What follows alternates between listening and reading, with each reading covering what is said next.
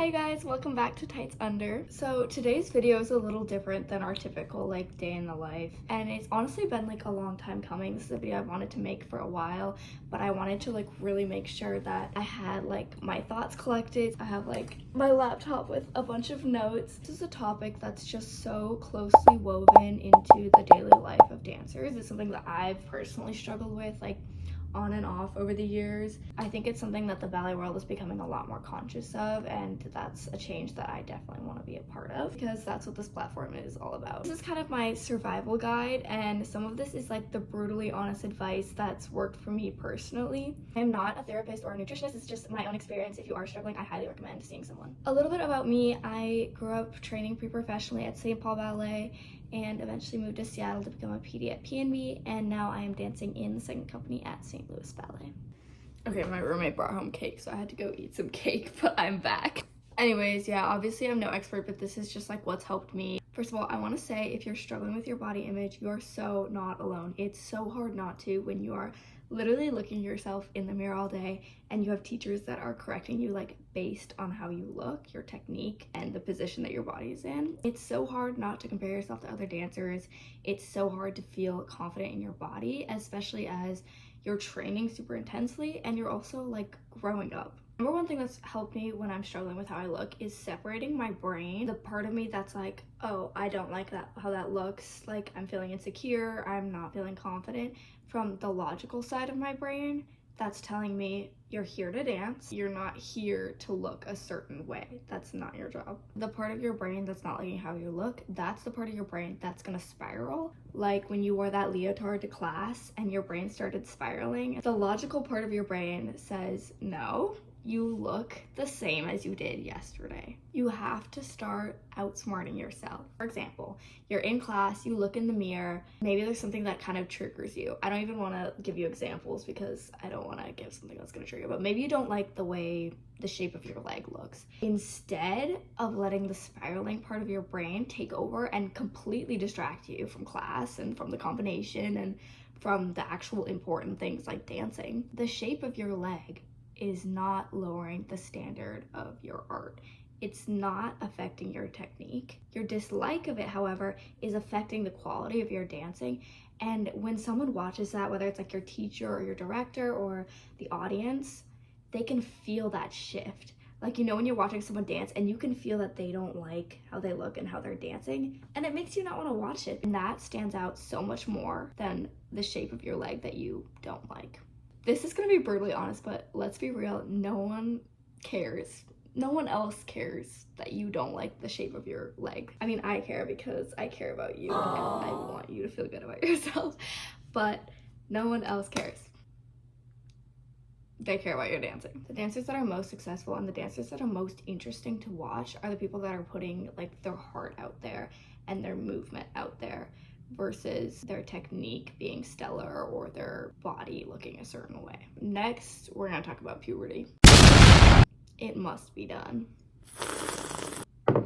We've all been there. Watching your body change is so hard as someone who like works on their body as their instrument every single day. I feel like in the dance industry, we're so brainwashed to think that maturing and going through puberty and looking like an adult is a bad thing. Like, especially the weight gain that naturally comes as your body develops, that's like so like frowned upon in ballet. I think so many people are more gorgeous dancers once they've gone through puberty and once they've like reached their adult body, because they're able to build like the muscles and they are able to like craft their lines and they just look strong and powerful and they look like women. I love a dancer who looks like a woman. When I was going through puberty, I was just like, it's downhill from here. I'm never gonna like the way I look, which is so not true because your body continues to change. You grow into your features and you grow into your limbs. Like, sure, you're not gonna look like Bambi, picture of me at I don't know how old, where I look like a stick. I'm so grateful that I don't look like that anymore because I want to look like a woman and I want to look like a mature dancer. This might be a controversial take, but I think there comes a point in your career where you stop wanting to look younger. I think there's a weird range. For me, it was between like 13 and like 17 where I wanted to look younger because I thought that was like more the ballet aesthetic. But there comes a point where you're trying to get jobs and you realize you want to look older. You want to look like you're mature and you're ready and you can handle things. You can handle choreography and you can handle roles and stuff. Looking like a kid just wasn't gonna cut it. It gave me such an appreciation for looking like an adult. Liking your body as you grow older too is a matter of like your brain maturing and like maturing outside of the studio. Like that could be like just becoming friends with people of like all kinds of body types who aren't dancers, maybe relationships that make you view your body differently. That kind of stuff is so helpful. Chances are your partner does not care about your body as much as you do. Another big point I want to make is that your insecurities will change over time. That thing that you're obsessing about right now is not gonna be the same in 4 years. For me, when I started going through puberty, I got a chest all of a sudden and I like freaked out about it. Like I wanted to be flat chested so bad, which to me now with a more mature brain is ridiculous because I love my body and looking like myself. And I'm so glad that 13-year-old me did not have the ability to change that about herself as much as she hated the fact that she had boobs. To my brain at the time, they looked disproportionate to my body because it was new. But now that the rest of my body has like matured, it looks natural. Like your proportions will even out. Like I'm telling you, if you're young and you're struggling, trust the process. You're going to look how you're supposed to look. And you're gonna look like a strong ballet dancer. And that looks different on every single body. There is no, you train this way, you look this certain way, because everyone's genetics are different. A diverse room of gorgeous ballet dancers who are beautiful in their own unique ways is so powerful. And having your own unique look is so valuable when it comes to auditions and jobs. You don't want to look like everyone else, trust me. Having girls on your feed that look a certain type of way that maybe you don't look like is just gonna make you feel worse about yourself. So if you're following a dancer who doesn't make you feel good about your body, unfollow them. If you unfollow me for that reason, so be it. Although I hope I make you feel good about your body. I also truly believe that there is a place for every body type in ballet.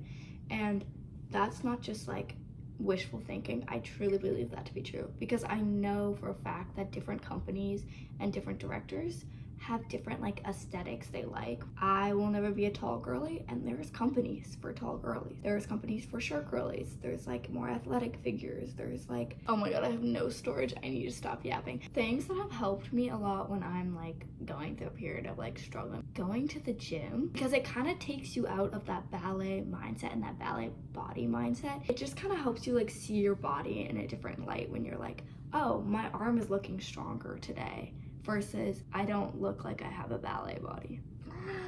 Oh, ballet is so silly. Why is it like this? We literally dance on our toes. Like let that sink in. Don't let yourself get distracted from what you're trying to do, which is become a good dancer or just like have fun and dance. And you're wasting your energy on something that's not gonna help you, and it's not gonna make you happier, and it's not gonna make you a better dancer. If anything, it is a detriment to your body, especially if you're not fueling properly. Lastly, just letting yourself trust that you're gonna be beautiful in your own way. You already are, and you're only gonna get stronger from here. And I know it's so easy for someone like me to just come on here and be like, this is how to love your body. But if you don't do it for yourself, it's never gonna happen. So you have to allow yourself and trust that you can make a change. If you don't control your obsession over it, your obsession will control you. Anyways, I love you guys so much. Please take care and let me know in the comments if this was helpful at all or if there's any other topics like this that it would be helpful to have someone speak on. That my best friend, she a real bad bitch, got her own money, she don't need